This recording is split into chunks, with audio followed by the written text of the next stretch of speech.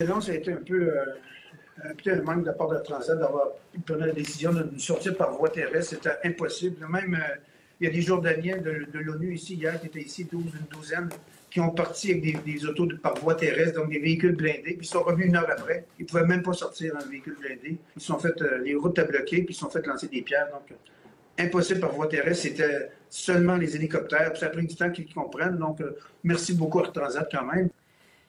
Oui, merci beaucoup, Air Transat, quand même. C'est ce que disait donc ce ressortissant canadien alors qu'il sera évacué au cours des prochaines heures.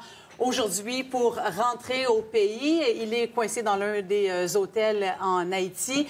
On en parle ce matin à notre table des communications concernant la gestion de crise orchestrée par le voyagiste, alors que, vous le savez, il y a plus d'une centaine de Canadiens qui sont coincés là. Mais il y a les manifestations, bien sûr, qui font rage depuis plusieurs jours déjà. Martine Saint-Victor, Louis Aucoin, bonjour à vous deux.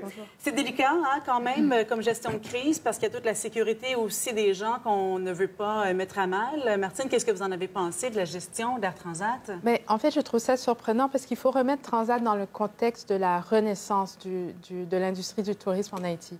C'est-à-dire en 2012-2013, il y a eu cette relance avec l'ancien gouvernement et Transat était un des premiers joueurs et certainement un des joueurs les plus importants en mettant sur pied justement un forfait touristique. Hein. Donc, Transat a pris la chance et ça a été payant.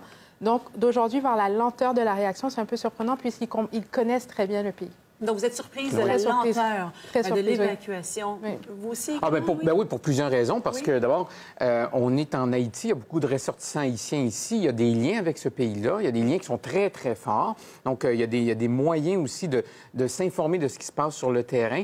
On va parler du cas d'Air Transat en Haïti parce qu'on pourrait parler des voyagistes aussi en général. Mais dans ce cas-là en particulier, on a commencé par nous dire, voyez, c'est pour la sécurité des gens qu'on ne va pas les chercher. Ah bon? Bien, moi, j'ai acheté ça la première journée. J'ai dit, ça se peut.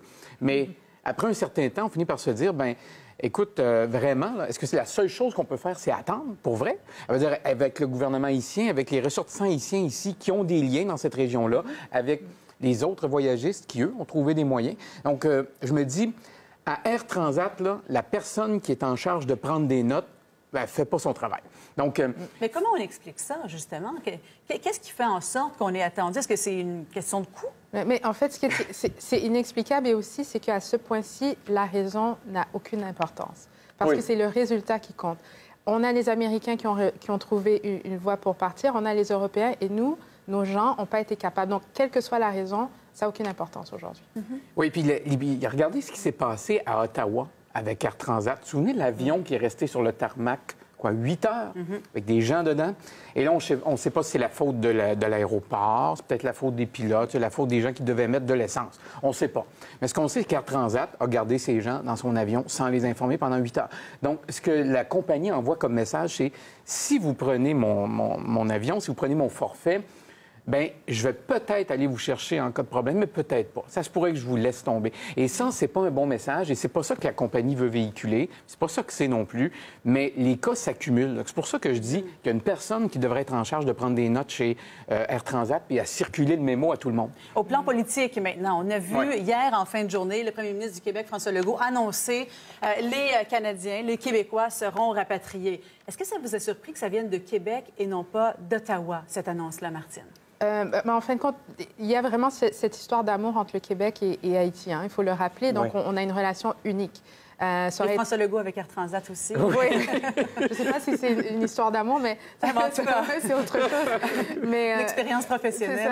Donc, ici, on a vraiment à cœur ce qui se passe en Haïti. Et je pense que cette histoire d'amour a fait justement que le gouvernement n'avait pas le choix de réagir rapidement. Et je pense que c'est un des seuls pays au monde où c'est moins surprenant que le gouvernement du Québec intervienne directement en assistance, je dirais, pour une situation en Haïti.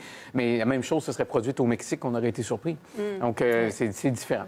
Mais ce que nous a dit tout à l'heure la ministre du Développement international, Marie-Claude Bibeau, c'est qu'à demi-mot, qu'en fait, ça devait peut-être pas sortir, cette information-là, que c'est le gouvernement du Canada qui a tout orchestré, qu'on avait informer les partenaires, mais qu'il fallait garder une certaine discrétion. Mais En Oui. bout de ligne, François Legault, lui, il gagne des points. C'est lui qui a l'air du sauveur dans cette histoire-là. Bien, je pense qu'il a pris les points gagnants. C'est de bonne guerre, je pense. Mais l'autre chose, c'est que, attends une minute, on fait une opération pour aller chercher nos gens là-bas, mais c'est supposé rester confidentiel. J'ai pas bien compris cet aspect-là. Là. Je pense qu'il y a des gens à rassurer ici au Canada. Il y a des gens au Québec, des gens à rassurer aussi là-bas en Haïti. Donc, je pense que c'était une bonne chose. Si le premier ministre Legault en a profité, il a bien fait. Et concernant le tourisme en Haïti, qu'est-ce que vous pensez que ça va avoir comme impact à Wow. terme? Mais écoutez, je pense qu'il y aura un ralentissement, comme il y a eu un ralentissement au Venezuela et en France après les manifestations de Caracas et de Paris, c'est normal. Mais c'est un travail de toute manière qui continue, c'est-à-dire vendre Haïti en tant que destination touristique. Et si je peux me permettre de le dire, c'est un très bon choix.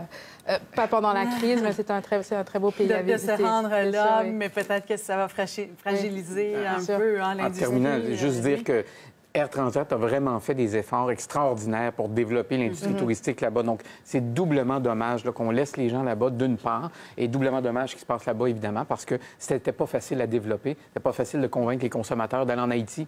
Donc là, on commençait à l'avoir. Ça va être à refaire. Ouais. Puis aussi, il faut se rappeler qu'il y a quand même un deuxième aéroport international dans la deuxième ville du pays, au Cap-Haïtien, donc où il y a des attraits touristiques d'exception.